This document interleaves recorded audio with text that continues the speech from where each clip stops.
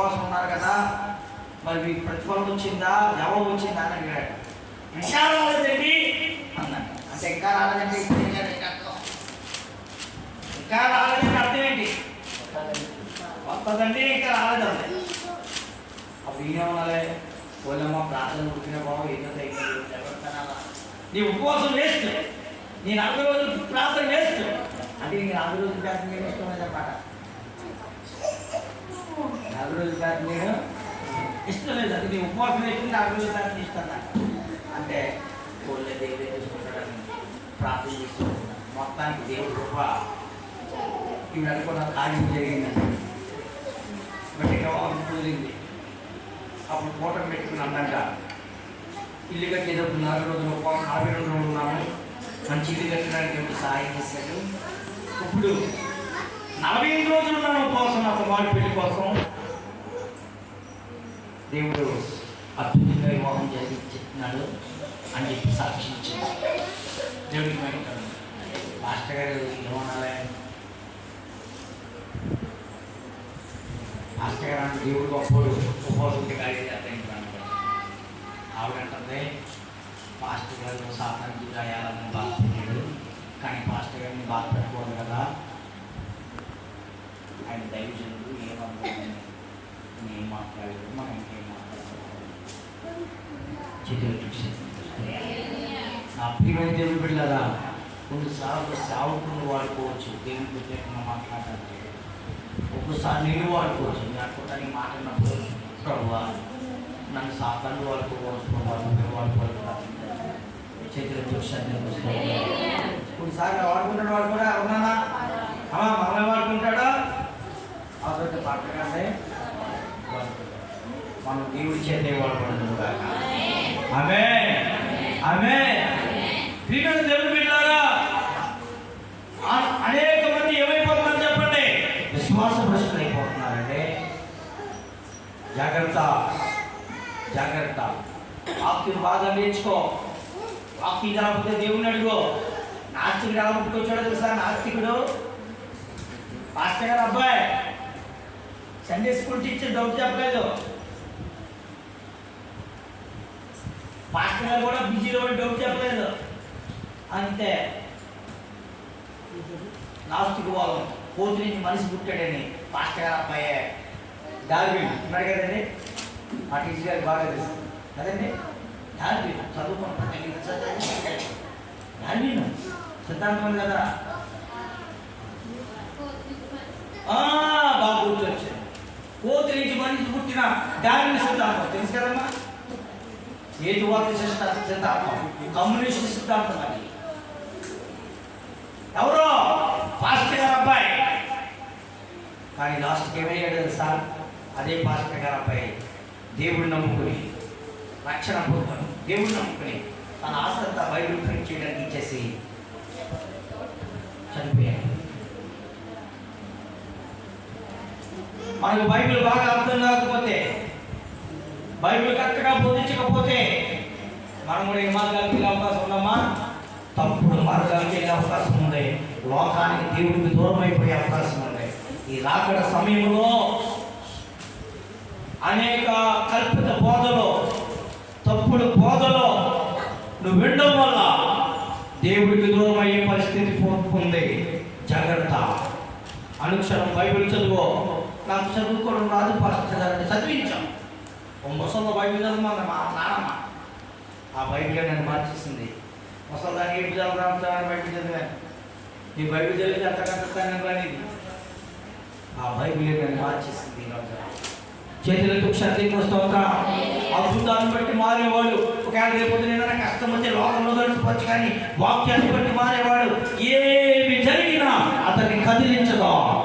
చేతులకు క్షత్రియ స్తోత్రం. చమలు కూడా సత్యం బయటపడతా. వాక్యము శక్తి కలది, బలము కలది. వాక్యం హృదయపులోను, తలంపులోను, మూలుగులోను దూరచ్చు.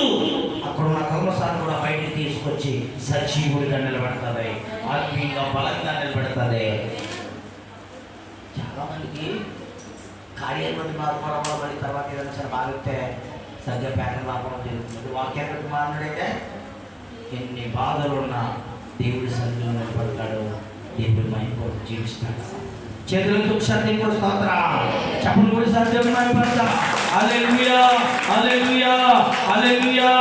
ఎన్ని నీకు అవమానాలు వచ్చినా, ఎన్ని పిల్లల పరిస్థితులు తప్పుడు బోధలు ఉన్నా, నువ్వు విశ్వాసంగా నిలబడాలి, దేవుడి కోసం నిలబడాలి.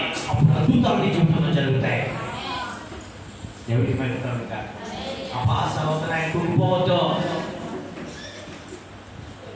అపహాసం అవుతున్నాయి, కుంగిపోవద్దు.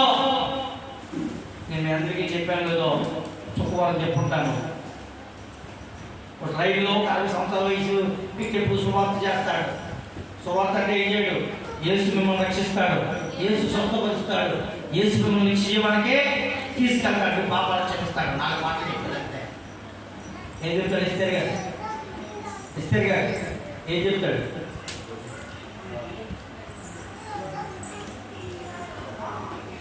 ఏం చెప్తాడు ఆయన? 4 మాటలు ఎవరు చెప్తారు?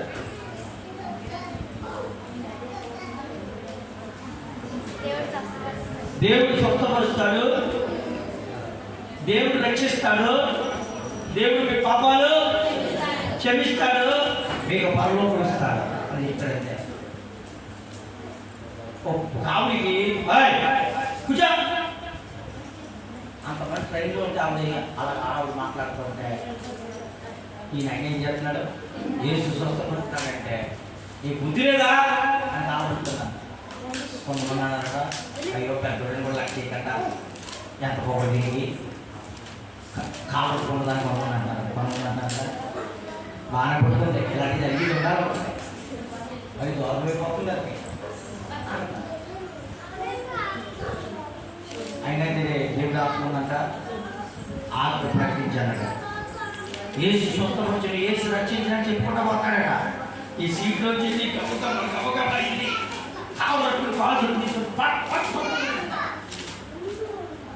అవునా? మళ్ళీ కొంతమంది అంటారు, అయ్యో తెలియదు, పెద్ద వయసులో ఎలా పడుతున్నారు చూడు, అయ్యో అయ్యో పాపం అంటున్నారు. కొంతమంది అంటారు కదా, ఇలా తగలేయాలి.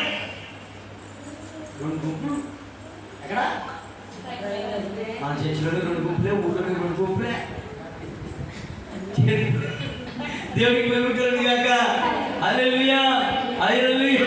చేతిలో చూసారు, తీసుకొస్తారు 2 గుంపులే.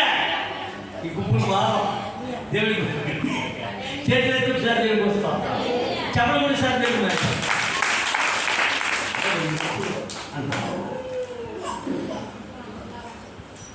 అయితే ఒకటైతే ఏడుస్తూ బాధపడుతూ దేవుడు ఆత్మనంట కూర్చోకుండా ప్రకటించు. యేసు స్వస్థపరచును, యేసు రక్షించును, యేసుని పాపాలు క్షమించును, యేసు నిన్ను పరలోకానికి ఇచ్చిన ప్రకటించాడు. పిచ్చెక్కిపోయిందంట, గొడవెక్కుని రావని కొంచెం సర్ప్రైజ్ అంటుంటే నిజంగా సత్యతలో ఉన్నారట. జగ్గిరి రాబోతులు పక్కన కొడుకున్నాడట. 6 సంవత్సరాలు 7 సంవత్సరాల కొడుకు. మమ్మీ ఆ పాస్టర్ గారిని ఏమనుకో, దేవుడు పంపించిన మనిషి అంటే. ఈవిడ ఆశ్చర్యపోయిందంట. ఎందుకు ఆశ్చర్యపోయింది? నోటి మాట దాని వ్యక్తి పుట్టిన నుంచి మోగవాడు, దేవుడు అద్భుతం చేసి వాడికి నోరిచ్చాడు. ఇంక ఈవిడ కచ్చకచ్చ ఉరికేసి కాళ్ళ మీద పడిపోయి, యేసు నాకు కావాలి, యేసు స్వస్థపరచువాడు, నా కుమారుని పుట్టి మోగవాడైనటువంటి నా కుమారుని బాగు చేస్తాడా? ఏమంటాడు తల్లి? ఎవరు అడిగింది రక్షణ? శ్యామకుమార్ ఎవరు అడిగారు? ఇక్కడే ఉన్నాం. నేను వాక్యం చెప్తున్నా, మీరు వింటున్నారు. ఎంత ఇంకొక 5 ఉన్నా మీరు వింటున్నారో లేదు నేను చెప్తాను, ఎవరు ఉంటున్నారో లేదు నేను చెప్తాను. చేతులతో శాతానికి వస్తాను. చెప్పలు కూడా సార్ హల్లెలూయా హల్లెలూయా హల్లెలూయా హల్లెలూయా హల్లెలూయా. ఏ సువార్త కొట్టిందో ఆ స్త్రీ అంటుందే, నాకు యేసు కావాలి. నిజంగా అపహాసాలు పట్టుకుని దేవుడికి లోబడి వాక్యాన్ని ఖండించాడు కాబట్టి అక్కడ అద్భుతం జరిగింది. నువ్వు కూడా దేవుడి